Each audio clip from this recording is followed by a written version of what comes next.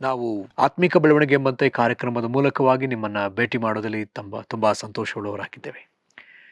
ಕರ್ತನು ಈ ಸಂದೇಶಗಳ ಮೂಲಕ ನಿಮ್ಮನ್ನು ಆಶೀರ್ವದಿಸ್ತಿದ್ದಾನೆ ಎಂಬುದಾಗಿ ನಾನು ನಂಬ್ತೇನೆ. ಮತ್ತು ಆತ್ಮಿಕ ಬೆಳವಣಿಗೆಗೆ ಇರತಕ್ಕಂತಹ ತಡೆಗಳನ್ನ ನಾವು ಗುರುತಿಸಿಕೊಳ್ಳುವಂತೆ ಇದು ನಿಮಗೆ ಉಪಯೋಗವಾಗಿದೆ ಎಂಬುದಾಗಿ ಸಹ ನಾನು ನಂಬ್ತೇನೆ. ಸೊ ಹಾಗಿರುವುದಾದರೆ ದಯವಿಟ್ಟು ನೀವು ಇದನ್ನು ನೋಡುವಾಗ ಕೆಳಗೆ ಬರ್ತಕ್ಕಂಥ ಈ ಒಂದು ಕಾಂಟ್ಯಾಕ್ಟ್ ನಂಬರ್ಗೆ ನಿಮ್ಮ ಸಾಕ್ಷಿಗಳನ್ನ ದಯವಿಟ್ಟು ತಿಳಿಸ್ರಿ. ನೀವು ಪ್ರಾರ್ಥನೆ ಕೋರಿಕೆಗಳಿದ್ರೆ ದಯವಿಟ್ಟು ತಿಳಿಸ್ರಿ. ಇದು ನಮಗೊಂದು ಒಂದು ಪ್ರೋತ್ಸಾಹವಾಗಿರ್ತದೆ. ಸರಿ, ವಿಶೇಷವಾಗಿ ಈ ದಿವಸದ ವಿಚಾರಕ್ಕೆ ನಾವು ಹೋಗೋಣ. ಆತ್ಮಿಕ ಬೆಳವಣಿಗೆಗಿರ್ತಕ್ಕಂತಹ ತಡೆಗಳು. ಕಳೆದ ವಾರದಲ್ಲಿಯೂ ಸಹ ಆತ್ಮಿಕ ಬೆಳವಣಿಗೆಯಲ್ಲಿರ್ತಕ್ಕಂತಹ ತಡೆ ಕುರಿತಾಗಿ ನಾವು ಧ್ಯಾನಿಸ್ತಾ ಬಂದಿದ್ದೇವೆ. ಕಳೆದ ವಾರದಲ್ಲಿ ನಮ್ಮ ಆತ್ಮಿಕ ಬೆಳವಣಿಗೆಗಿರ್ತಕ್ಕಂಥ ಮುಖ್ಯವಾದ ಒಂದು ತಡೆ ಅದ್ಯಾವುದಂದ್ರೆ ಅನವಶ್ಯಕವಾಗಿ ಮಾತನಾಡುವ ಮಾತುಗಳು. ನಮ್ಮ ಮಾತೇ ನಮ್ಮ ಆತ್ಮಿಕ ಬೆಳವಣಿಗೆಯನ್ನು ತಡೆಯುವಂಥದ್ದಾಗಿದೆ. ನಾವು ಆತ್ಮಿಕವಾಗಿ ಬೆಳೆದಿದ್ದೇವೋ ಇಲ್ಲವೋ ಎಂಬುವಂಥದ್ದು ನಮ್ಮ ಬಾಯಿಂದ ರುಜುವಾತಾಗ್ತದೆ. ಒಬ್ಬ ಸೇವಕರು ಹೇಳೋದನ್ನು ನಾನು ಕೇಳಿದ್ದೇನೆ. ಒಬ್ಬ ವ್ಯಕ್ತಿ ಅಭಿಷೇಕಿಸಲ್ಪಟ್ಟಿದ್ದಾನೆ, ಒಬ್ಬ ವ್ಯಕ್ತಿ ಪವಿತ್ರಾತ್ಮನಿಂದ ತುಂಬಲ್ಪಟ್ಟಿದ್ದಾನೆ ಅನ್ನುವಂಥದ್ದನ್ನು ಗುರುತಿಸಿಕೊಳ್ಳುವುದೇ ಯಾವುದರಿಂದ ಅಂತ ಹೇಳಿದ್ರೆ ಆತನ ಬಾಯಿಂದಲೇ. ಆತ ಅಧಿಕವಾಗಿ ಮಾತನಾಡುವುದಾದರೆ ಆತನು ಇನ್ನೂ ಕೂಡ ಪವಿತ್ರಾತ್ಮನಿಂದ ಪರಿಪೂರ್ಣವಾಗಿ ತುಂಬಲ್ಪಡಲಿಲ್ಲ, ಆತನು ಪವಿತ್ರಾತ್ಮನ ತೋಟಿಯಲ್ಲಿಲ್ಲ ಎಂಬುದಾಗಿ ಗೊತ್ತಾಗ್ತದಂತೆ. ಹಾಗಿದ್ರೆ ನಾವು ನಮ್ಮ ಬಾಯನ್ನು ಪವಿತ್ರಾತ್ಮನ ತೋಟಿಗೆ ಕೊಡಬೇಕಾದದ್ದು ಅವಶ್ಯ. ಅಪೊಸ್ತಲರ ದಿವಸಗಳಲ್ಲಾದಂತೆ ನಮ್ಮ ನಾಲಿಗೆಗಳು ಶುದ್ಧೀಕರಿಸಲ್ಪಡಬೇಕಾದದ್ದು ಅವಶ್ಯ. ನಾವು ದೇವರು ಹೇಳುವ ಮಾತುಗಳನ್ನೇ ಮಾತನಾಡುವುದು ಅವಶ್ಯ. ಮುಂದುವರೆದು ಈ ದಿವಸದ ಧ್ಯಾನಕ್ಕೆ ನಾವು ಹೋಗೋಣ. ಈ ದಿನ ಮತ್ತೊಂದು ವನ್ನು ನಾನು ಪರಿಚಯ ಮಾಡಲಿಕ್ಕಿದ್ದೇನೆ. ಮತ್ತೊಂದು ಆತ್ಮಿಕ ಬೆಳವಣಿಗೆಗಿರ್ತಕ್ಕಂಥ ಮತ್ತೊಂದು ಯಾವುದಂತ ಹೇಳಿದ್ರೆ ನಮ್ಮಲ್ಲಿ ಆಗಾಗ ಕಾಣಿಸ್ತಕ್ಕಂತಹ ಅಪನಂಬಿಗಸ್ತಿಕೆಯೇ ನಮ್ಮಲ್ಲಿರ್ತಕ್ಕಂತಹ ಆತ್ಮಿಕ ಬೆಳವಣಿಗೆಗೆ ತಡೆಯಾಗಿದೆ. ನಾವು ದೇವರ ಮುಂದೆ ಅನೇಕ ವಿಚಾರಗಳಲ್ಲಿ ಪ್ರಮಾಣ ಮಾಡ್ತೇವೆ, ಒಪ್ಪಿಕೊಳ್ತೇವೆ, ಸಮರ್ಪಣೆ ಮಾಡ್ಕೊಳ್ತೇವೆ, ಪ್ರತಿಷ್ಠೆ ಪಡಿಸ್ಕೊಳ್ತೇವೆ. ಆದರೆ ಕಾಲಕ್ರಮೇಣದಲ್ಲಿ ನಾವು ಆತನೊಂದಿಗೆ ಒಪ್ಪಿಕೊಂಡ ವಿಷಯದಲ್ಲಿ ಸರಿಯಾದ ರೀತಿಯಲ್ಲಿ ನಡ್ಕೊಳ್ಳದೆ ನಾವು ಆ ಪ್ರತಿಷ್ಠೆಯನ್ನು ಮರೆತು ನಾವು ಆತನೊಂದಿಗೆ ಮಾಡಿಕೊಂಡಂತಹ ಒಡಂಬಡಿಕೆಯನ್ನ ಅಥವಾ ಒಪ್ಪಂದಗಳನ್ನ, ಆತನೊಂದಿಗೆ ಮಾಡಿಕೊಂಡಂತಹ ಅರಿಕೆಗಳನ್ನ, ಪ್ರತಿಷ್ಠೆಯನ್ನ ನಾವು ಮುರಿದು ಅಪನಂಬಿಗಸ್ತರಂತೆ ದೇವರ ಮುಂದೆ ಕಾಣಿಸಿಕೊಳ್ತೇವೆ. ಹೌದು, ದೇವರು ಪ್ರಾರಂಭದಲ್ಲಿ ನಂಬಿಕೆ ಇಲ್ಲದ ಜನಗಳಿಗಾಗಿ, ಪಾಪಿಗಳಿಗಾಗಿ, ದ್ರೋಹಿಗಳಿಗಾಗಿ ಬಂದರು. ಆದರೆ ದೇವರು ತಿರುಗಿ ಬರುವಾಗ ನಂಬಿಗಸ್ತ ಆಳಿಗಾಗಿ ಆತ ಬರ್ತಿದ್ದಾನೆ. ಅದಕ್ಕಾಗಿ ನಾವು ನಂಬಿಗಸ್ತಿಕೆಯನ್ನು ಕಾದುಕೊಳ್ಳಬೇಕಾದದ್ದು ಅವಶ್ಯಕವಾಗಿದೆ ಪ್ರಿಯರೇ.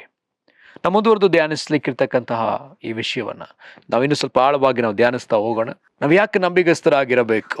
ನಮ್ಮ ಅಪನಂಬಿಗಸ್ತಿಕೆ ಯಾಕೆ ನಮ್ಮ ಆತ್ಮಿಕ ಬೆಳವಣಿಗೆಗೆ ಉಪಯೋಗವಾಗುವುದಿಲ್ಲ ಅಂತ ನೋಡುವುದಾದ್ರೆ, ಮೊದಲನೇದಾಗಿ ನಮ್ಮ ದೇವರು ಆತನು ನಂಬಿಗಸ್ತನಾದ ದೇವರಾಗಿದ್ದಾನೆ.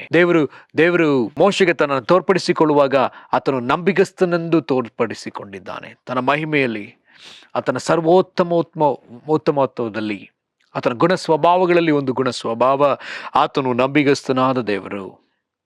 ಅದನ್ನ ನಾವು ಅನೇಕ ವಾಕ್ಯಗಳು ನಾವು ನೋಡ್ತೇವೆ. ವಿಮೋಚನೆ ಕಾಂಡ 34ನೇ ಅಧ್ಯಾಯದ 6ನೇ ವಚನದಲ್ಲಿ ನಾವು ನೋಡ್ತೇವೆ, ಆತನು ನಂಬಿಕೆ ಉಳ್ಳವನು.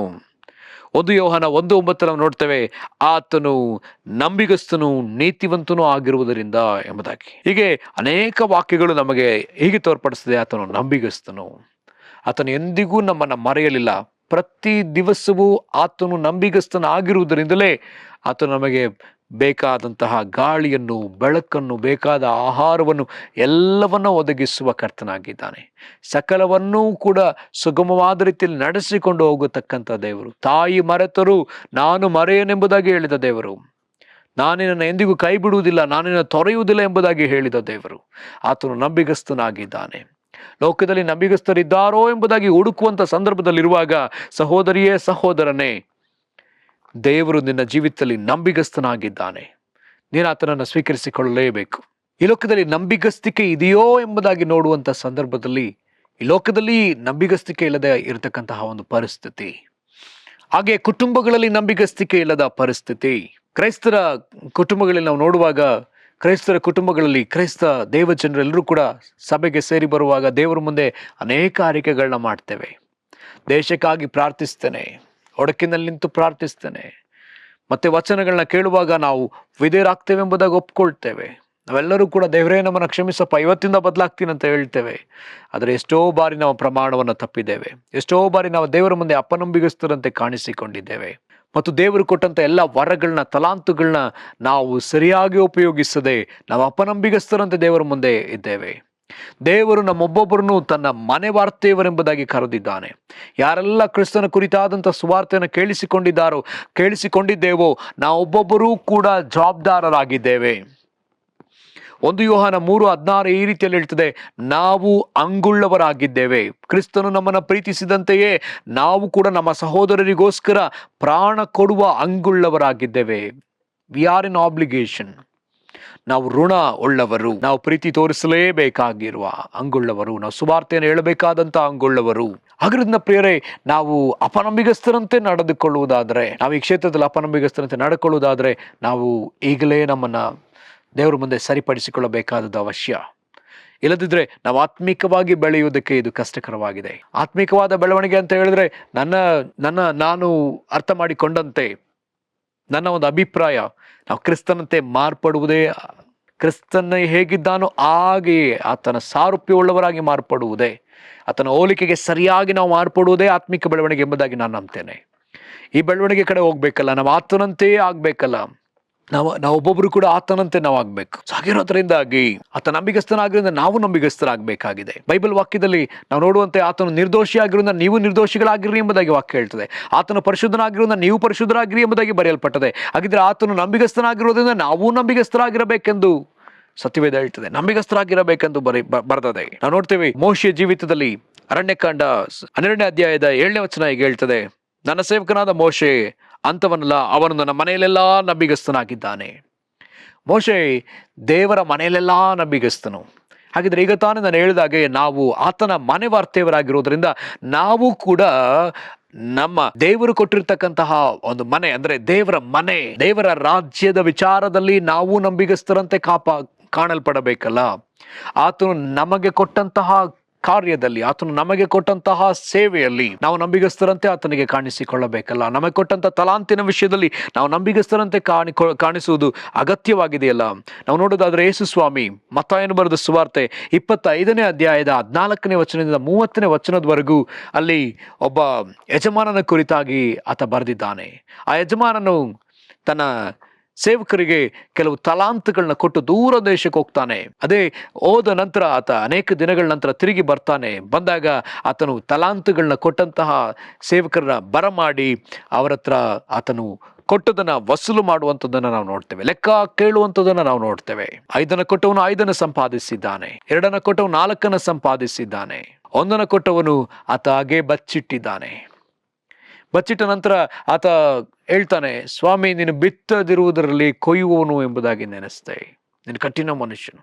ಅದಕ್ಕೆ ಸ್ವಾಮಿ ಅಲ್ಲಿ ಯಜಮಾನನ್ ಹೇಳ್ತಾನೆ, ನನ್ನನ್ನ ಬಿತ್ತದಿರುವುದರಲ್ಲಿ ಕೊಯ್ಯುವಂತ ಮನುಷ್ಯನೆಂಬುದಾಗಿ ನೆನೆಸಿದೆಯೋ, ಇದನ್ನು ನೀನು ಸಾಹುಕಾರಲ್ಲಿ ಹಾಕಬೇಕಾಗಿತ್ತು, ಬಡ್ಡಿಗೆ ಹಾಕಬೇಕಿತ್ತು, ಅವರು ನನ್ನ ಸಂದುತ್ತಿತ್ತು ಎಂಬುದಾಗಿ. ಹಾಗಿದ್ರೆ ಇಂಥವನನ್ನ, ಈ ತಲಾಂತನ ಉಪಯೋಗಿಸದೆ ಅದನ್ನು ಹೆಚ್ಚು ಮಾಡದೆ ಇದ್ದವನನ್ನ ಅಲ್ಲಿ ವಚನ ಹೀಗೆ ಹೇಳ್ತದೆ, 29ನೇ ವಚನ, ಇದ್ದವರಿಗೆ ಕೊಡಲ್ಪಡುವುದು ಅವರಿಗೆ ಮತ್ತು ಹೆಚ್ಚಾಗುವುದು, ಇಲ್ಲದವನ ಕಡೆಯಿಂದ ಇದ್ದದ್ದು ತೆಗೆಯಲ್ಪಡುವುದು, ಮತ್ತು ಕೆಲಸಕ್ಕೆ ಬಾರದ ಈ ಆಳನ್ನು ಹೊರಕ್ಕೆ ಕತ್ತಲೆಗೆ ಹಾಕಿಬಿಡಿರಿ ಎಂದು ಹೇಳಿದನು. ಅಲ್ಲಿ ಗೋಳಾಟವು ಕಟಕಟನೆ ಹಲ್ಲು ಕಡಿಯೋಡುವು ಇರುವವು ಎಂಬುದಾಗಿ.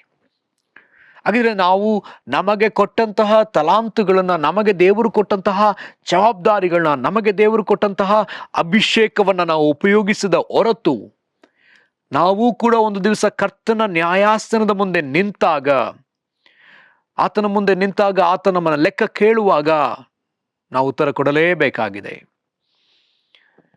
2 ಕೊರಿಂಥ 5ನೇ ಅಧ್ಯಾಯ 9-10 ವಚನ ಹೇಳ್ತದೆ, ನಮ್ಮ ಶರೀರದಲ್ಲಿ ಈ ಶರೀರವೆಂಬ ಗುಡಾರದಲ್ಲಿ ನಾವಿದ್ದರೂ ಸರಿಯೇ, ಈ ಮನೆಯನ್ನ, ಈ ಗುಡಾರವನ್ನು ನಾವು ಬಿಟ್ಟು ಹೋದರೂ ಸರಿಯೇ ಆತನಿಗೆ ಮೆಚ್ಚುಗೆಯಾಗಿ ನಾವು ಜೀವಿಸಬೇಕಾಗಿದೆ.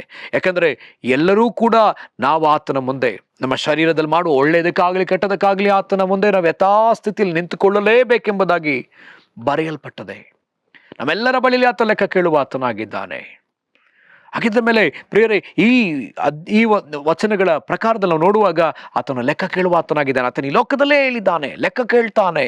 ಹಾಗಿದ್ರೆ ನಾವು ನಂಬಿಗಸ್ತರಾಗಿ ನಡ್ಕೊಳ್ಳಬೇಕಾದದ್ದು ಅವಶ್ಯಕವಲ್ಲವಾ? ದೇವರು ನಮಗೆ ಕೊಟ್ಟಂತ ಎಲ್ಲಾ ವಿಷಯಗಳಲ್ಲಿ ನಾವು ನಂಬಿಗಸ್ತರಾಗಿರಬೇಕಲ್ಲ. ಲೂಕನ ಬರೆದ ಸುವಾರ್ತೆ 15ನೇ ಅಧ್ಯಾಯದಲ್ಲಿ ತಪ್ಪಿ ಹೋದ ಮಗ, ಆ ಕಳೆದು ಹೋದ ಮಗ ತಂದೆಯಿಂದ ಎಲ್ಲವನ್ನೂ ಕೂಡ ತೆಗೆದುಕೊಂಡು ಶೇಖರಣೆ ಮಾಡಿಕೊಂಡು ಕೂಡಿಸಿಕೊಂಡು ಗಂಟು ಮಾಡಿ ದೂರ ದೇಶಕ್ಕೆ ಹೋಗಿ ತನಗಿಷ್ಟ ಬಂದ ರೀತಿಯಲ್ಲಿ ಅದನ್ನು ಉಪಯೋಗಿಸಿದ್ದಾನೆ. ಅದನ್ನು ಸೂರೆ ಮಾಡಿಬಿಟ್ಟಿದ್ದಾನೆ. ಅದನ್ನು ಸೂಳೆಯರಿಗೆ ಅದನ್ನು ಉಪಯೋಗಿಸಿದ್ದಾನೆ. ತನಗಿಷ್ಟ ಬಂದಾಗ ಉಪಯೋಗಿಸಿದ್ದಾನೆ. ಅದೆಲ್ಲವನ್ನ ಕಳಕೊಂಡ ಮೇಲೆ ಆ ದೇಶಕ್ಕೆ ಬರ ಬಂದದೆ. ಹಾಗಿದ್ರೆ ಇಲ್ಲಿ ಅರ್ಥ ಮಾಡ್ಕೊಳ್ಳಬೇಕಾದ ವಿಷಯ, ಈ ಕಿರಿಮಗನಂತೆ ನಮಗೆ ದೇವರು ಕೊಟ್ಟ ಎಲ್ಲಾ ಆಶೀರ್ವಾದಗಳನ್ನು ತಂದೆಯು ತನ್ನ ಬದುಕನ್ನ ಮಾರಿಕೊಟ್ಟನು. ಹಾಗೆಯೇ ಪರಲೋಕ ತಂದೆಯು ತನ್ನ ಬದುಕಾದ ಯೇಸು ಕ್ರಿಸ್ತನನ್ನ ಶಿಲುಬೆಯಲ್ಲಿ ನಮಗಾಗಿ ಆತನು ಕ್ರಯ ಸಲ್ಲಿಸಿದ್ದಾನೆ. ಆತನು ನಮಗಾಗಿ ಕ್ರಯ ಸಲ್ಲಿಸಿದ್ದಾನೆ. ಆತನನ್ನ ಕ್ರಯ ಸಲ್ಲಿಸಿ ನಮ್ಮನ್ನು ಕೊಂಡುಕೊಂಡಿದ್ದಾನೆ, ನಮಗೆ ಆಶೀರ್ವಾದವನ್ನು ಕೊಟ್ಟಿದ್ದಾನೆ. ಕಳೆದ ವಾರದಲ್ಲಿ ನಾವು ನೋಡಿದ್ವಿ, ಆತ ನಮಗೆ ಕೊಟ್ಟಂತ ಎಲ್ಲ ವಿಚಾರಗಳನ್ನ ನಾವು ನೋಡಿದ್ದೇವೆ. ಶಿಲುಬೆಯಿಂದ ಸಿಕ್ಕಿದ ಎಲ್ಲಾ ಆ ಒಂದು ಆಶೀರ್ವಾದಗಳನ್ನ, ಲಾಭಗಳನ್ನ ನಾವು ಪಡ್ಕೊಂಡಿದ್ದೇವೆ. ಇಷ್ಟೆಲ್ಲಾ ಲಾಭಗಳನ್ನ ಪಡ್ಕೊಂಡು ನಾವು ನಮಗಾಗಿಯೂ ಅದನ್ನು ಉಪಯೋಗಿಸ್ತಾ ಇದ್ದೇವೋ ಅಥವಾ ನಾವು ಇತರರಿಗಾಗಿ ಉಪಯೋಗಿಸ್ತಾ ಇದ್ದೇವೋ, ನಾವು ಎಚ್ಚರಿಕೆಯನ್ನು ವಹಿಸಬೇಕಾದದ್ದು ಅವಶ್ಯ. ಯಾಕಂತ ಹೇಳಿದ್ರೆ ಆತ ಲೆಕ್ಕ ಕೇಳುವ ಆತನಾಗಿದ್ದಾನೆ. ನನಗೆ ಕೊಟ್ಟ ರಕ್ಷಣೆಯ ವಿಷಯದಲ್ಲಿ ಆತ ಲೆಕ್ಕ ಕೇಳ್ತಾನೆ. ನಮಗೆ ಕೊಟ್ಟಂತಹ ನೀತಿವಂತಿಕೆ ವಿಷಯದಲ್ಲಿ ಆತ ಲೆಕ್ಕ ಕೇಳ್ತಾನೆ. ಆತ ನಮಗೆ ಕೊಟ್ಟಂತಹ ಆ ಒಂದು ಆರೋಗ್ಯದ ವಿಷಯದಲ್ಲಿ ನಮಗೆ ಲೆಕ್ಕ ಕೇಳ್ತಾನೆ. ನಾವು ಸಾಯಬೇಕಾದ ಪರಿಸ್ಥಿತಿಯಲ್ಲಿ ICUನಲ್ಲಿ ಅಥವಾ ಆ ಒಂದು NICUನಲ್ಲಿ ನಾವು ಇದ್ದಾಗ ನಾವು ದೇವರ ಬಳಿಯಲ್ಲಿ ಪ್ರಾರ್ಥಿಸಿದ್ವಿ. ದೇವರು ಆ ಒಂದು ಜೀವವನ್ನು ನಮಗೆ ಕೊಟ್ಟನಲ್ಲ. ನಾವು ಕೊರತಲಿದ್ದಾಗ ಆತ ನಮ್ಮ ಕೊರತೆಗಳನ್ನ ಸಂಧಿಸಿದ್ನಲ್ಲ. ನಾವು ಹೋರಾಟದಲ್ಲಿದ್ದಾಗ ಆತ ನಮಗೆ ಸಮಾಧಾನವನ್ನ ಕೊಟ್ಟನಲ್ಲ. ಸಾಯ್ಬೇಕಾದ ಪರಿಸ್ಥಿತಿ, ಆತ್ಮಹತ್ಯೆ ಮಾಡ್ಕೊಳಕ್ ಹೋಗ್ತಿದ್ದ ನನ್ನನ್ನ ಆತ ಬಂದು ನೀನ್ ಸಾಯ್ಬೇಡ ಎಂಬುದಾಗಿ ಹೇಳಿ ಆತನ ತನ್ನ ಸೇವೆಗಾಗಿ ಕರೆದನಲ್ಲ. ಈಗ ನಾವು ನಮಗಾಗಿ ಜೀವಿಸುವವರಲ್ಲ, ನಾವು ನಂಬಿಗಸ್ತರಾಗಿ ಆತನ ಮನೆ ಕೆಲಸದವರಾಗಿದ್ದೇವೆ, ಆತನ ಮನೆ ವಾರ್ತೆಯವರಾಗಿದ್ದೇವೆ. ಆತನ ಮನೆಯಲ್ಲಿ ನಾವು ನಂಬಿಗಸ್ತರಾಗಿ ಕರೆಯಲ್ಪಡುವುದು ಅವಶ್ಯಕವಾಗಿದೆ ಪ್ರಿಯರೇ. ನಾವು ಆತನ ವಿಷಯದಲ್ಲಿ ನಂಬಿಗಸ್ತರೆಂದು ಕರೆಯಬೇಕಾದದ್ದು ಅವಶ್ಯಕ. ಯಾಕಂದ್ರೆ ಆತನ ಮುಂದೆ ಹೋದಾಗ, ಈಗ ಆತನ ನಮ್ಮ ಮುಂದೆ ಇಲ್ಲ, ಈ ದಿವಸ ದೇವರು ನಮ್ಮ ಮುಂದೆ ಇಲ್ಲ, ಆದರೆ ಒಂದು ದಿವಸ ಬರ್ತದೆ ಆತನ ಮುಂದೆ ನಾವು ನಿಲ್ಲಲೇಬೇಕಾದ ಪರಿಸ್ಥಿತಿ ಬರ್ತದೆ. ಅದನ್ನು ನಾವು ವಾಕ್ಯದಲ್ಲಿ ನೋಡೋದಾದ್ರೆ ಲೂಕನು ಬರೆದ ಸುವಾರ್ತೆ 21ನೇ ಅಧ್ಯಾಯದ 36ನೇ ವಚನ ಹೀಗೆ ಹೇಳ್ತದೆ. ಅದನ್ನು ನಾವು ತೆಗೆದುಕೊಳ್ಳೋಣ. ಲೂಕನು ಬರೆದ ಸುವಾರ್ತೆ 21ನೇ ಅಧ್ಯಾಯದ 36ನೇ ವಚನ ಅಲ್ಲಿಗೆ ಹೇಳ್ತದೆ, ಆದರೆ ಬರುವುದಕ್ಕಿರುವ ಇವೆಲ್ಲವುಗಳಿಂದ ತಪ್ಪಿಸಿಕೊಳ್ಳುವುದಕ್ಕೂ ಮನುಷ್ಯ ಕುಮಾರನ ಮುಂದೆ ನಿಂತುಕೊಳ್ಳುವುದಕ್ಕೂ ನೀವು ಪೂರ್ಣ ಶಕ್ತರಾಗುವಂತೆ ಎಲ್ಲ ಕಾಲದಲ್ಲಿಯೂ ದೇವರಿಗೆ ವಿಜ್ಞಾಪನೆ ಮಾಡಿಕೊಳ್ಳುತ್ತಾ ಎಚ್ಚರವಾಗಿರಿ ಅಂದನು. ಯೇಸುಸ್ವಾಮಿ ಹೇಳ್ತಿದ್ದಾರೆ, ಮನುಷ್ಯ ಕುಮಾರನ ಮುಂದೆ ನಿಂತುಕೊಳ್ಳುವುದಕ್ಕೆ ನಮಗೆ ಧೈರ್ಯ ಬೇಕಾಗಿದೆ. ನಿಂತುಕೊಳ್ಳುವುದಕ್ಕೆ ನಾವು ಧೈರ್ಯವುಳ್ಳವರಾಗಿರ್ಬೇಕು. ಆತನ ಮುಂದೆ ನಿಂತ್ಕೊಳ್ಬೇಕಾಗಿದೆಯಲ್ಲ. ಆತನ ಮುಂದೆ ನಿಂತ್ಕೊಳ್ಬೇಕಂದ್ರೆ ಆತನು ನಮಗೆ ಈ ಲೋಕದಲ್ಲಿ ಕೊಟ್ಟ ಎಲ್ಲ ಕಾರ್ಯಗಳನ್ನ ನಾವು ಮುಗಿಸುವುದಾದ್ರೆ ಮಾತ್ರವೇ ಆತನ ಮುಂದೆ ನಿಲ್ಲುವುದಕ್ಕೆ ನಮಗೆ ಧೈರ್ಯ ಉಂಟು. ಆತ ನಮಗೆ ಕೊಟ್ಟಂತಹ ಕಾರ್ಯಗಳನ್ನ ನಾವು ನೆರವೇರಿಸಲೇಬೇಕು. ಇಲ್ಲದಿದ್ದರೆ ಆತನ ಮುಂದೆ ನಿಲ್ಲುವುದಕ್ಕೆ ನಮಗೆ ಸಾಧ್ಯ ಇಲ್ಲ. ಆತನ ಮುಂದೆ ನಿಂತು ಧೈರ್ಯದಿಂದ ನಿಂತು ಮಾತಾಡ್ಲಿಕ್ಕೆ ಸಾಧ್ಯವೇ ಇಲ್ಲ. ಆತನ ಮುಂದೆ ಹತ್ತಿರಕ್ಕೂ ಹೋಗ್ಲಿಕ್ಕೆ ನಮಗೆ ಸಾಧ್ಯವೇ ಇಲ್ಲ. ಹಾಗಿದ್ರೆ ಪ್ರಿಯರೇ, ಈ ದಿವಸವೇ ನಾವು ಪ್ರಯಾಸ ಪಡಬೇಕಾಗಿದೆ. ಈ ದಿವಸವೇ ನಾವು ಒಂದು ನಿರ್ಧಾರ ಮಾಡಬೇಕಾಗಿದೆ. ಇಲ್ಲ, ನಾನು ಇಲ್ಲಿಂದಲೇ ಬದಲಾಗ್ತೇನೆ, ಇಲ್ಲಿಂದ ನಾನು ನನ್ನ ಸಮರ್ಪಣೆಯನ್ನು, ನನ್ನ ಪ್ರತಿಷ್ಠೆಯನ್ನು ಸರಿಪಡಿಸ್ಕೊಳ್ತೇನೆ ಅಂತ ಸರಿಪಡಿಸ್ಕೊಳ್ಳಬೇಕಾದದ್ದು ಅವಶ್ಯಕವಾಗಿದೆ. ಯಾಕಂದ್ರೆ ಬೈಬಲ್ನ ಉದ್ದಕ್ಕೂ ನಾವು ತಿರುಗಿ ನೋಡ್ತಕ್ಕಂಥ ಒಂದು ವಿಚಾರ, ಅಪೋಸ್ತಲರ ದಿವಸಗಳಲ್ಲಿ ಅಪೋಸ್ತಲರಿಗೆ ಈ ರೀತಿಯಾಗಿ ಹೇಳಲ್ಪಡ್ತದೆ. ಅಪೋಸ್ತಲರೇ ನೀವು, ಎಲ್ಲರಿಗೂ ಕೂಡ ಅಲ್ಲಿ ಹೇಳಲ್ಪಡ್ತಕ್ಕಂಥ ಒಂದು ವಿಷಯ, ಅಪೋಸ್ತಲ ಕೃತ್ಯಗಳು 4ನೇ ಅಧ್ಯಾಯ 18ನೇ ವಚನದಿಂದ 20ನೇ ವಚನದಾಗೆ ಹೀಗೆ ಬರೆಯಲ್ಪಟ್ಟದೆ, ಅವರನ್ನ ಕರೆಯಿಸಿರಿ, ಆ ಯೇಸುವಿನ ಹೆಸರನ್ನು ಎತ್ತಿ ಹೇಗೂ ಮಾತಾಡಬಾರದು, ಉಪದೇಶ ಮಾಡಲೂಬಾರದು ಎಂದು ಅವರಿಗೆ ಖಂಡಿತವಾಗಿ ಅಪ್ಪಣೆ ಕೊಟ್ಟರು. ಅದಕ್ಕೆ ಪೇತ್ರ ಯೋಹಾನರು ಅವರಿಗೆ, ದೇವರ ಮಾತನ್ನು ಕೇಳುವುದಕ್ಕಿಂತಲೂ ನಿಮ್ಮ ಮಾತನ್ನು ಕೇಳುವುದು ದೇವರ ಮುಂದೆ ನ್ಯಾಯವೋ ಏನು? ನೀವೇ ತೀರ್ಪು ಮಾಡಿಕೊಳ್ಳಿರಿ.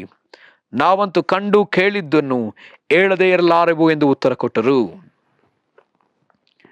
ಹಾಗಿದ್ರೆ ಪ್ರಿಯರೇ, ನಾವು ಕ್ರಿಸ್ತನನ್ನು ಅನುಸರಿಸುವಂಥದ್ದು, ಕ್ರಿಸ್ತನ ಕುರಿತಾಗಿ ಸಾಕ್ಷಿಯನ್ನು ನುಡಿಯುವಂಥದ್ದು, ಇದನ್ನು ನಿಲ್ಲಿಸಲೇಬಾರದಾಗಿದೆ. ಇದನ್ನ ಕರ್ತನು ಸ್ವಾರ್ಥ ಹೇಳುವುದಕ್ಕಾಗಿ ದೇವರನ್ನು ಕರೆದಿರುವುದಾದ್ರೆ ಅದನ್ನು ನಾವು ಹೇಳುತ್ತಲೇ ಇರಬೇಕಾಗಿದೆ. ಅದನ್ನು ನಿಲ್ಲಿಸದೆ ನಾವು ಹೇಳಲೇಬೇಕಾಗಿದೆ. ಪ್ರವಾದಿಸುವುದು ನಮಗೆ ದೇವರು ಕೊಟ್ಟಂತ ವರವಾಗಿರುವುದಾದ್ರೆ ಪ್ರವಾದಿಸಲೇಬೇಕಾಗಿದೆ. ರೋಮಪುರದವ್ರಿಗೆ ಬರೆದ ಪತ್ರಿಕೆ 12ನೇ ಅಧ್ಯಾಯದಲ್ಲಿ ನೋಡುವ ಹಾಗೆ ಅಲ್ಲಿ ನಮಗೆ ಕೊಟ್ಟ ನಂಬಿಕೆಯ ಪ್ರಮಾಣಕ್ಕೆ ತಕ್ಕಂತೆ, ನಮಗೆ ಕೊಡಲ್ಪಟ್ಟಂತ ಸಾಮರ್ಥ್ಯಕ್ಕೆ ತಕ್ಕಂತೆ ನಾವು ಸೇವೆಗಳನ್ನ ನಾವು ಸಲ್ಲಿಸಬೇಕಾಗಿದೆ. ನಾವು ದಾನ ಮಾಡುವವರು, ನಾವು ಪ್ರವಾದಿಸುವವರಾದರೆ ಪ್ರವಾದಿಸುವುದನ್ನು, ನಾವು ರೋಗವಾಸಿಗಳನ್ನ ಮಾಡುವುದಾದ್ರೆ ರೋಗವಾಸಿಯನ್ನು, ನಾವು ಹಿರಿತನವನ್ನು ನಡೆಸುವುದಾದರೆ ಹಿರಿತನವನ್ನು, ನಾವು ಮಾಡಬೇಕಾದ ಕಾರ್ಯಗಳನ್ನ ನಾವು ಮಾಡ್ತಾ ಹೋಗ್ಬೇಕಾಗಿದೆ. ಅದನ್ನು ನಿಲ್ಲಿಸಬಾರದು. ನಮ್ಮ ಸೇವೆಯಲ್ಲಿ ನಾವು ಅಲಕ್ಷ್ಯ ಮನೋಭಾವನೆ ತೋರಿಸಬಾರದು ಎಂಬುದಾಗಿ ವಾಕ್ಯ ಹೇಳ್ತದೆ. ಇದರಲ್ಲಿ ನಾವು ನಂಬಿಗಸ್ತರಾಗಿರ್ಬೇಕಂತ ಹೇಳಿ ದೇವರು ಬಯಸುವವನಾಗಿದ್ದಾನೆ. ಇದು ಆತನ ಸೇವೆಯಾಗಿದೆ. ನಮ್ಮೊಬ್ಬೊಬ್ಬರನ್ನೂ ದೇವರು ಹೊಸ ಒಡಂಬಡಿಕೆಗೆ ಸೇವಕರನ್ನಾಗಿ ಕರೆದಿದ್ದಾನೆ. ಹಾಗೆ ನಾವೆಷ್ಟು ನಂಬಿಗಸ್ತರಾಗಿದ್ದೇವೆ. ಈ ಆದಿಯಲ್ಲಿಯೇ, ಈ ನಂಬಿಗಸ್ತಿಕೆಯ ಆದಿಯಲ್ಲಿಯೇ ದೇವರು ನಮ್ಮನ್ನು ಆತನಂತೆ ಮಾರ್ಪಡಿಸ್ತಾನೆ. ನಾವು ಆತ್ಮಿಕವಾಗಿ ಬೆಳೀತಾ ಹೋಗ್ತೇವೆ. ದೇವರ ರಾಜ್ಯ ಮಾತಿನಲ್ಲಿ ಮಾತ್ರ ಅಲ್ಲ, ಅದು ಕಾರ್ಯದಲ್ಲಿ ಅಡಕವಾಗಿದೆ, ಶಕ್ತಿಯಲ್ಲಿ ಅಡಕವಾಗಿದೆ. ತಿನ್ನುವುದು ಕುಡಿಯುವುದು ದೇವರ ರಾಜ್ಯವಲ್ಲ, ದೇವರ ಶಕ್ತಿ. ಇದು ದೇವರ ಸಮಾಧಾನ, ದೇವರ ನೀತಿ. ಹಾಗಿದ್ರೆ ಪ್ರಿಯರೇ, ನಾವು ಯಾವುದಕ್ಕಾಗಿ ಕರೆಯಲ್ಪಟ್ಟಿದ್ದೇವೆ, ಏನನ್ನ ಮಾಡುವುದಕ್ಕಾಗಿ ಕರೆಯಲ್ಪಟ್ಟಿದ್ದೇವೆ, ಅದನ್ನು ಗುರುತಿಸಿಕೊಂಡು ನಾವು ಮುಂದೆ ಹೋಗಬೇಕಾದದ್ದು ಅವಶ್ಯಕ. ಆಗ ನಾವು ಆತ್ಮಿಕವಾಗಿ ನಾವು ಬೆಳೀತಾ ಹೋಗ್ತೇವೆ. ನಮಗೆ ಕೊಡಲ್ಪಟ್ಟದ್ದನ್ನ ನಾವು ಇತರರಿಗೆ ಕೊಡದ ಹೊರತು ನಾವು ಲೆಕ್ಕ ಒಪ್ಪಿಸಲೇಬೇಕಾಗಿದೆ. ನಮಗೇನು ದೇವರು ಕೊಟ್ಟಿದ್ದಾರೋ ಆ ವಿಷಯದಲ್ಲಿ ಖಂಡಿತ ಲೆಕ್ಕ ಕೇಳ್ತಾರೆ. ಹಾಗಿದ್ಮೇಲೆ ನಾವು ಆ ವಿಷಯದಲ್ಲಿ ನಂಬಿಗಸ್ತರಾಗಿರಬೇಕಲ್ಲ. ದೇವರು ಒಂದು ದಿನಕ್ಕೆ 24 ಗಂಟೆಯನ್ನ, ಅಂದ್ರೆ 4 ಗಂಟೆ 84 ಗಂಟೆ 400 ನಿಮಿಷಗಳನ್ನ ದೇವರು ನಮಗೆ ಕೊಟ್ಟಿದ್ದಾನೆ. ಎಷ್ಟು ನಿಮಿಷವನ್ನ ನಾವು ಕರ್ತನಿಗಾಗಿ ನಾವು ಸಲ್ಲಿಸ್ತಾ ಇದ್ದೇವೆ? ಆ 24 ತಾಸುಗಳನ್ನ ಕರ್ತನಿಗಾಗಿ ನಾವು ಹೇಗೆ ಉಪಯೋಗಿಸ್ತಾ ಇದ್ದೇವೆ? ಇದೆಲ್ಲವೂ ಕೂಡ ದೇವರು ನಮಗೆ ಕೊಟ್ಟಿರ್ತಕ್ಕಂಥ ವರವೇ. ಸಮಯ, ಆರೋಗ್ಯ, ನೀತಿವಂತಿಕೆ, ಪರಿಶುದ್ಧತೆ, ರಕ್ಷಣೆ, ನಮಗೆ ಕೊಟ್ಟಂತಹ ಆಶೀರ್ವಾದ, ಸಮೃದ್ಧಿ, ನಮಗೆ ಕೊಟ್ಟಂತಹ ಘನತೆ, ನಮಗೆ ಕೊಟ್ಟಂತಹ ಹೆಸರು, ಪದವಿ, ಇದೆಲ್ಲವನ್ನು ನಾವು ಹೇಗೆ ಉಪಯೋಗಿಸ್ತಾ ಇದ್ದೇವೆ? ಇದೆಲ್ಲವೂ ಕೂಡ ದೇವರು ನಮಗೆ ಕೊಟ್ಟದ್ದು. ಇದು ನನಗಾಗಿ ಅಲ್ಲ. ಆ ತಪ್ಪಿ ಹೋದ ಮಗನು ತಂದೆಯೇ ಕೊಟ್ಟಂತ ಆಸ್ತಿಯನ್ನೆಲ್ಲವನ್ನ ಕೂಡಿಸ್ಕೊಂಡು ಆತ ದೂರದೇಶಕ್ಕೆ ಹೋಗಿ ಅದನ್ನ ಸೂರೆ ಮಾಡಿಬಿಟ್ಟ. ಪಟಿಂಗರಂತೆ ಜೀವನ ಮಾಡಿ ಅದನ್ನ ಸೂರೆ ಮಾಡಿಬಿಟ್ಟ. ಅಲ್ಲಿ ವಾಕ್ಯ ಹೇಳ್ತದೆ, ಆತನಿದ್ದ ದೇಶದಲ್ಲಿ ಬರ ಬಂತು, ಕ್ಷಾಮ ಬಂತು. ಹಾಗೆಯೇ ಪ್ರಿಯರೇ, ಈ ದಿವಸ ದೇವಜನರಾಗಿರುವ ನಾವು ಅದನ್ನ ಸ್ವಾರ್ಥಕ್ಕೆಂದು ಬಳಸುವಾಗ ನಮ್ಮ ದೇಶದಲ್ಲಿ ಬೇಡದ ಕಾಯಿಲೆಗಳು, ಅನಾರೋಗ್ಯಗಳು, ಕ್ಷಾಮಗಳು, ಘೋರವಾದ ವ್ಯಾಧಿಗಳು ಬರುವುದಕ್ಕೆ ನಾವೇ ಕಾರಣರಾಗಿದ್ದೇವೆ. ಕ್ರೈಸ್ತರಾದ ನಾವೇ ಕಾರಣರಾಗಿದ್ದೇವೆ. 2ನೇ ಪೂರ್ವಕಾಲ ವೃತ್ತಾಂತ 7ನೇ ಅಧ್ಯಾಯ 14ನೇ ವಚನದಲ್ಲಿ ನೋಡುವ ಪ್ರಕಾರ, ತನ್ನ ಹೆಸರನ್ನು ಗೊಂಡಂತ ತನ್ನ ಪ್ರಜೆಗಳು ದೇವರು ನಮ್ಮನ್ನ ಆತನ ಪ್ರಜೆಗಳಂತ ಕರೆದಿದ್ದಾರೆ. ನಾವು ತಗ್ಗಿಸಿಕೊಂಡು ನಾವು ಪಶ್ಚಾತ್ತಾಪ ಪಡುವುದಾದ್ರೆ, ಆತನ ಕಡೆ ತಿರುಗಿಕೊಳ್ಳುವುದಾದರೆ, ಆಗ ದೇಶದಲ್ಲಿ ದೇವರ ಆರೋಗ್ಯವನ್ನು ತರುವಾತನಾಗಿದ್ದಾನೆ. ಆಗ ದೇಶದಲ್ಲಿ ಮಳೆಯನ್ನು ತರುವಾತನಾಗಿದ್ದಾನೆ. ಪ್ರಿಯರೇ, ಹಾಗಿದ್ರೆ ಈ ದಿವಸ ನಾವು ನಮ್ಮ ಜೀವಿತವನ್ನು ಒಪ್ಪಿಸಿಕೊಡಲೇಬೇಕು. ಇನ್ನು ಅನೇಕ ವಾಕ್ಯಗಳನ್ನ ನಾವು ನೋಡ್ತಾ ಹೋಗ್ಬೋದು. ಪೌಲನ ಜೀವಿತದಲ್ಲಿ ಕೂಡ ಆತನು ನಂಬಿಗಸ್ತನಂತೆ ನಡ್ಕೊಳ್ತಾನೆ. ಆತನು ಫಿಲಿಪ್ಪಿ ಪಟ್ಟಣದಲ್ಲಿ ಅಷ್ಟು ಒಡೆಸಿಕೊಂಡ್ರೂ ಕೂಡ ಆತನು ತಿರುಗಿ ಆ ಪಟ್ಟಣದಲ್ಲಿಯೇ ಸುವಾರ್ತೆಯನ್ನು ಹೇಳಿ ತುವತೈರ ಎಂಬಂತಹ ಒಂದು ಜಾಗದಲ್ಲಿ ಆತ ಸುವಾರ್ತೆಯನ್ನು ಸಾರಿ ಅಲ್ಲಿದ್ದಂಥ ಲುದ್ಯಳ ಮನೆಯಲ್ಲಿ ಆತ ಪ್ರಾರ್ಥನೆಯನ್ನು ನಡೆಸ್ತಾನೆ. ಅದಾದ ನಂತರದಲ್ಲಿ ನಾವು ನೋಡ್ತೀವಿ, ಪ್ರಕಟಣೆಯ ಪುಸ್ತಕದಲ್ಲಿ ತಿರುಗಿ ನೋಡ್ತಕ್ಕಂಥ ಒಂದು ವಿಷಯ, ಸ್ಮುರ್ಣ ಸಭೆಗೆ ದೇವರು ಹೇಳ್ತಾನೆ, ನೀನು ಸಾಯಬೇಕಾದ್ರೂ ನಂಬಿಗಸ್ತನಾಗಿರು ಎಂಬುದಾಗಿ. ಸಾಯಬೇಕಾದ್ರೂ ನಂಬಿಗಸ್ತನಾಗಿರು. ಮತ್ತು ಅದೇ ಮುಂದಿನ ಸ್ಪೂರ್ಣ ಸಭೆಯ ನಂತರದಲ್ಲಿ ಪೆರ್ಗಮ ಸಭೆಗೆ ಆತ ಈ ಥರ ಹೇಳ್ತಾನೆ, 2ನೇ ಅಧ್ಯಾಯದ 13ನೇ ವಚನ, ಹದವಾದ ಇಬ್ಬಾಯಿ ಕತ್ತಿಯನ್ನು ಹಿಡಿದಾತನು ಹೇಳುವುದೇನೆಂದರೆ, ನೀನು ವಾಸ ಮಾಡುವ ಸ್ಥಳವನ್ನು ಬಲ್ಲೆನು, ಅದು ಸೈತಾನನ ಸಿಂಹಾಸನವಿರುವ ಸ್ಥಳವಾಗಿದೆ. ನೀನು ನನ್ನ ಹೆಸರನ್ನು ಬಿಡದೆ ಹಿಡಿದುಕೊಂಡಿದ್ದಿ. ನೀನು ಇರುವ ಸೈತಾನನ ನಿವಾಸದಲ್ಲಿ ನನಗೆ ನಂಬಿಗಸ್ತನು ಸಾಕ್ಷಿಯೂ ಆದ ಅಂತಿಪನು ಕೊಲ್ಲಲ್ಪಟ್ಟ ದಿನಗಳಲ್ಲಿಯಾದರೂ ನನ್ನಲ್ಲಿರುವ ನಂಬಿಕೆಯನ್ನು ನೀನು ಮರೆ ಮಾಡಲಿಲ್ಲ. ಪೆರ್ಗಮ ಸಭೆಯ ಕುರಿತಾದ ಒಂದು ಒಳ್ಳೆಯ ರಿಪೋರ್ಟ್ ಅನ್ನು ದೇವರಲ್ಲಿ ಹೇಳ್ತಿದ್ದಾರೆ. ಒಳ್ಳೆಯ ರಿಪೋರ್ಟ್ ಏನು? ಅಂತಿಪನು ಕೊಲ್ಲಲ್ಪಟ್ಟ ದಿವಸದಲ್ಲಿ ನನ್ನ ವಿಷಯದಲ್ಲಿ ಸಾಕ್ಷಿ ಹೇಳುವುದಕ್ಕೆ ನೀನು ಮರೆ ಮಾಡಲಿಲ್ಲ. ಇದು ಸಹ ಒಂದು ಹಿಂಸೆ ಬಂದ್ರೆ, ಒಂದು ಹೋರಾಟ ಬಂದ್ರೆ ಕ್ರಿಸ್ತನನ್ನ ನಾವು ಸಾಕ್ಷಿ ಹೇಳುವುದನ್ನು ನಾವು ಮರ್ತೇ ಬಿಡ್ತೇವೆ. ಸೊ ಹಾಗಿದ್ರೆ ಪ್ರಿಯರೇ, ಈ ದಿವಸ ನಾವು ಈ ವಿಷಯದಲ್ಲಿ ನಾವು ಎಚ್ಚರಿಸಿಕೊಳ್ಳಲೇಬೇಕು. ಆತನನ್ನು ನಾವು ಎಲ್ಲ ಕಡೆಗಳಲ್ಲಿ ಸಾಕ್ಷಿ ಹೇಳಲೇಬೇಕಾಗಿದೆ. ಆತನ ಕುರಿತಾಗಿ ನಾವೆಲ್ಲೆಲ್ಲಿಯೂ ನಾವು ಸಾರಬೇಕಾಗಿದೆ. ಆತ ಅದನ್ನ ಒಂದು ದೊಡ್ಡ ಆಜ್ಞೆಯಾಗಿ ನಮಗೆ ಕೊಟ್ಟಿದ್ದಾನೆ. ಆತನಗೊಂದು ದೊಡ್ಡ ಆಜ್ಞೆಯಾಗಿ ಕೊಟ್ಟಿದ್ದಾನೆ. ಆತನು ಕೊಟ್ಟ ಮಹಾ ಆಜ್ಞೆ ಏನು? ಲೋಕದ ಕಡೆಗೆ ಹೋಗಿ ನಾವು ಸುವಾರ್ತೆಯನ್ನು ಹೇಳಬೇಕು. ಎಲ್ಲರನ್ನೂ ಕೂಡ ನಾವು ಶಿಷ್ಯರನ್ನಾಗಿ ನಮಗೆ ಬೋಧಿಸಿದವುಗಳನ್ನ ನಾವು ಅವರು ಕಾಪಾಡಿಕೊಳ್ಳುವಂತೆ ಬೋಧಿಸಬೇಕಲ್ಲ, ಅವರಿಗೆ ದೀಕ್ಷಾಸ್ಥಾನವನ್ನು ಕೊಡಬೇಕಲ್ಲ. ಇದೊಂದು ದೊಡ್ಡ ಜವಾಬ್ದಾರಿ ಕ್ರೈಸ್ತರಾಗಿರುವ ಪ್ರತಿ ವಿಶ್ವಾಸಿಗಳ ಮೇಲೆಯೂ ಅದೇ, ಪ್ರತಿಯೊಬ್ಬೊಬ್ಬ ವ್ಯಕ್ತಿಯ ಮೇಲೆಯೂ ಕೂಡ ಈ ಋಣಭಾರ ಅದೇ. ನಾವು ಸಾರಲೇಬೇಕಾದಂತಹ ಆ ಒಂದು ಒತ್ತಾಯದಲ್ಲಿ ಇದ್ದೇವೆ. ಲೆಕ್ಕ ಒಪ್ಪಿಸಬೇಕಾದ ಒತ್ತಾಯದಲ್ಲಿದ್ದೇವೆ. ನೀನು ಯಾರಾದರೂ ಕೂಡ ದೇವರ ಮುಂದೆ ನಿನಗೆ ಕೈ ಇದೆಯೋ, ಕಾಲಿದೆಯೋ, ಕಣ್ಣಿದೆಯೋ, ದೇವರದನ್ನು ನೋಡುವವನಲ್ಲ. ಆದರೆ ನೀನು ದೇವರ ಮಗನಾಗಿದ್ದಿ, ನಿನ್ನ ಪಾಪಗಳು ಕ್ಷಮಿಸಲ್ಪಟ್ಟದೆ, ಜೀವಬಾಧ್ಯರ ಪಟ್ಟಿಯಲ್ಲಿ ನಿನ್ನ ಹೆಸರು ಬರೆಯಲ್ಪಟ್ಟದೆ. ಆಗಿರುವುದರಿಂದ ನಾವು ಪ್ರಾರ್ಥಿಸಲೇಬೇಕು. ನಾವು ಈ ವಿಷಯದಲ್ಲಿ ನಂಬಿಗಸ್ತರಂತೆ ನಡ್ಕೊಳ್ಳಲೇಬೇಕು. ಎಂಥ ಪರಿಸ್ಥಿತಿ ಬಂದರೂ ನಮ್ಮ ನಂಬಿಗಸ್ತಿಕೆಯನ್ನು ಬಿಟ್ಟು ಕೊಡಲೇಬಾರದು.